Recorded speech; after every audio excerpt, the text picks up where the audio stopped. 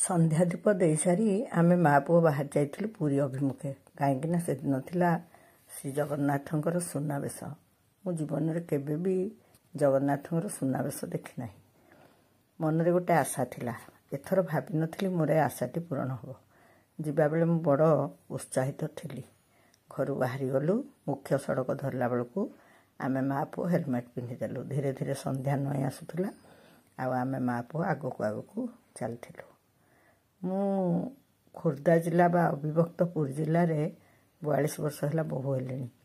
କିନ୍ତୁ ଆଗରୁ କେବେ ଯାତ୍ରା ଦେଖି ଯାଇନଥିଲି। କାହିଁକି ନା ୟାଙ୍କୁ ଗହଳି ଭିଡ଼ ଭଲ ଲାଗେନି। ଝିଅବେଳେ ବି ବାପାଙ୍କର ସେ ରୁଚି ନଥିଲା। ସେଥିପାଇଁ ଆଜି ଯାଏଁ ବି ମୁଁ କେନ୍ଦୁଝର ରଥଯାତ୍ରା ଦେଖି ନାହିଁ।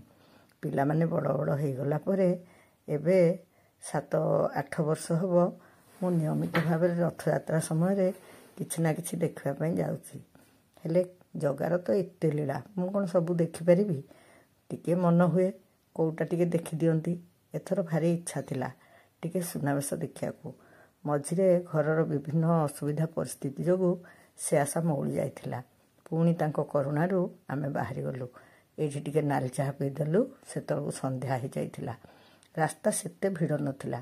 ଆମେ ଭାବିଲୁ ଏତେ ବର୍ଷା ହେଉଛି ସେଥିପାଇଁ ବୋଧେ ଟିକେ ଫାଙ୍କା ରହିବ ଆଜି। ହେଲେ ଜଗା ଦର୍ଶନରେ ନା ଖରା ନା ବର୍ଷା କେହି ବାଧକ ସାଜିପାରିବେନି। ଦେଖୁନାହାନ୍ତି ଟିକେ ଆଗକୁ ଗଲା ପରେ କେତେ ଭିଡ଼, ପ୍ରବଳ ଭିଡ଼।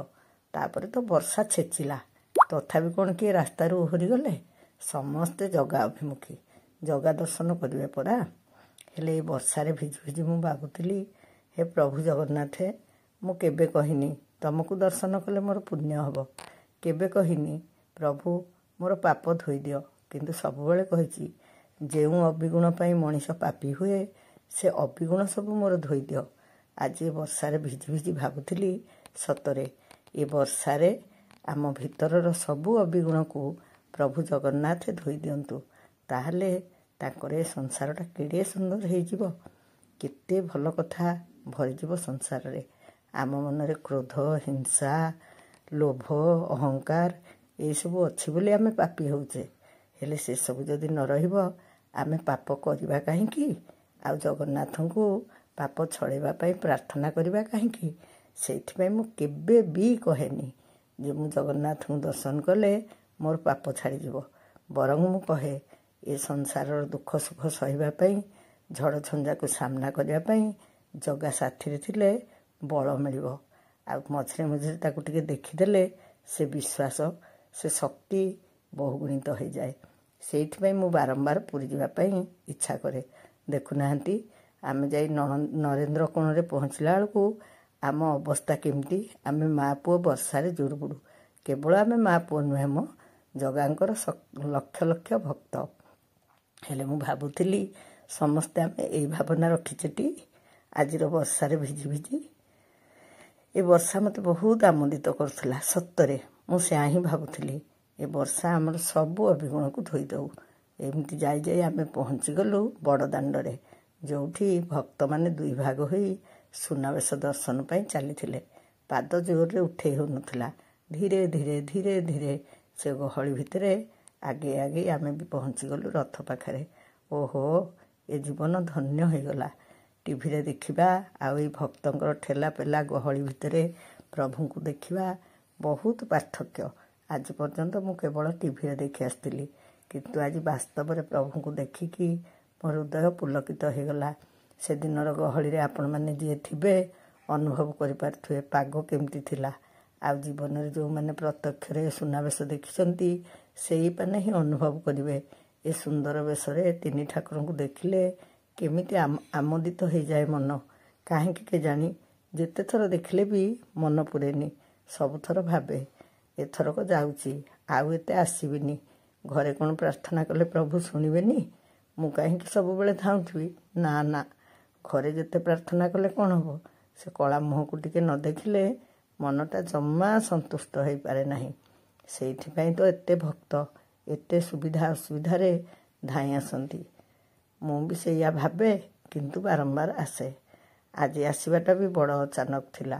ଆପଣମାନଙ୍କୁ ତ ଆଗରୁ କହିଥିଲି ଆମ ଘରେ ସେ ଗାଈ ଜନିତ ଅସୁବିଧାରୁ ଆଙ୍କ ମନ ବହୁତ ଦୁଃଖ ଥିଲା। ସେଥିପାଇଁ ମୋର କହିବାକୁ ବି ଇଚ୍ଛା ନଥିଲା।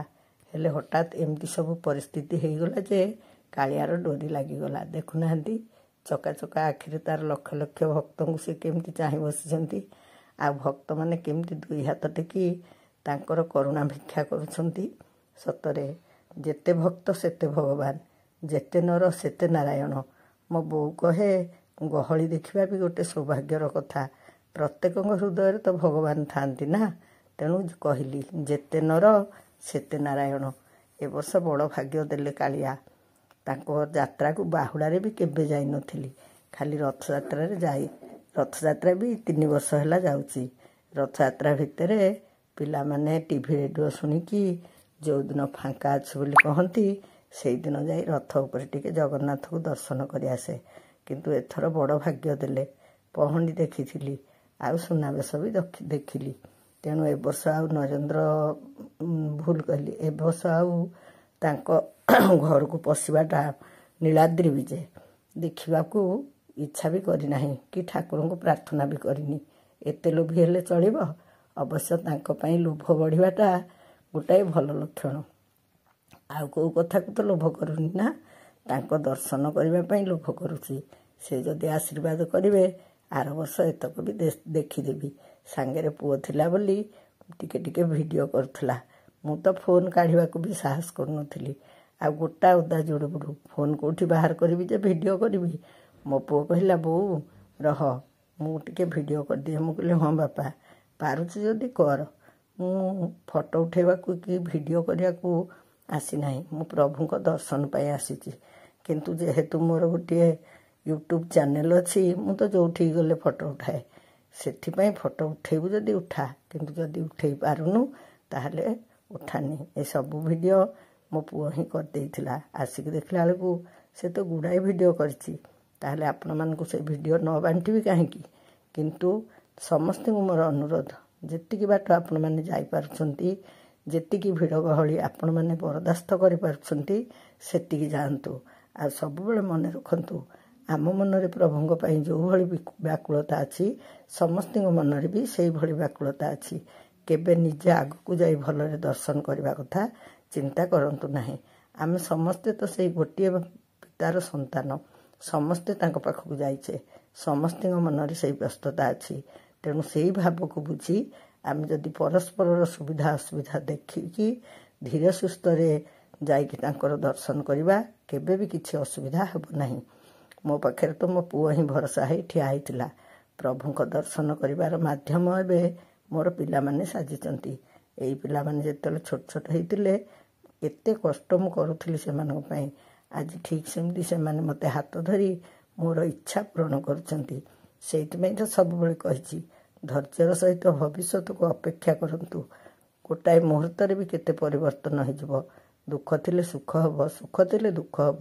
ଏଇଟା ଜୀବନର ଧରାବନ୍ଧା ନିୟମ। କିନ୍ତୁ ଆମେ ଭାଙ୍ଗି ପଡ଼ିଲେ ତାକୁ ସାମ୍ନା କରିବା କେମିତି? ଏଇ ଆଧ୍ୟାତ୍ମିକତା ହିଁ ଆମକୁ ସତ୍ ସାହସ ଦେଇଥାଏ। ସଂସାରର ଦୁଃଖ ସୁଖ ସହିବାକୁ ସାହସ ଦେଇଥାଏ। ଜୀବନର ନୈତିକତା ରକ୍ଷା ପାଇଁ ସାହସ ଦେଇଥାଏ। ସେଥିପାଇଁ ମୁଁ କୌଣସି ଧର୍ମରେ ବିଶ୍ୱାସ କରେ ନାହିଁ, କିନ୍ତୁ ଆଧ୍ୟାତ୍ମିକତାରେ ବିଶ୍ୱାସ କରେ। ଆଉ କାଳିଆ ତ ଆମ ଜୀବନ ସଂସ୍କୃତିର ସବୁଠୁ ବଡ଼ ଆଧାର, ସବୁଠୁ ବଡ଼ ଶିକ୍ଷା। ସ୍ୱାମୀ ସ୍ତ୍ରୀ ଭିତରେ ସ୍ନେହ ମମତା, ଭାଇ ଭଉଣୀ ଭିତରେ ସ୍ନେହ ମମତା, ଜୀବନର ଚଳଣି, ଖାଦ୍ୟ ପାନୀୟ ସବୁକିଛି ଆମେ ଜଗନ୍ନାଥଙ୍କଠୁ ଶିଖିପାରିବା। ସିଏ ଆମର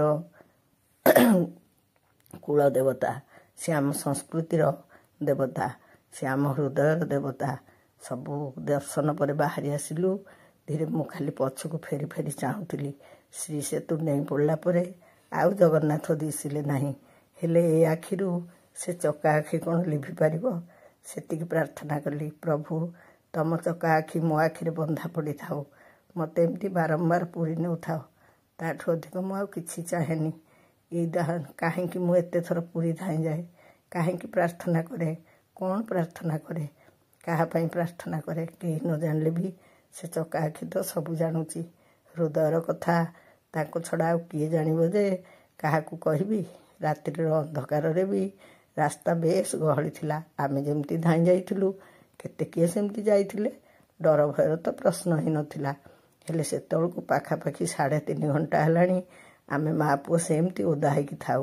ସ୍କୁଟରରେ ଟାଙ୍ଗି ଦେଇ ଯାଇଥିବା ହେଲମେଟକୁ ଆସି ପିନ୍ଧିବାକୁ ଚେଷ୍ଟା କଲା ବେଳକୁ ତା ଭିତରେ ପାଣିରେ ଭର୍ତ୍ତି ହେଇଯାଇଥିଲା। ଆମେ ତରତରରେ ଓଲଟା ପଟେ ଭର୍ତ୍ତି କରିନଥିଲୁ।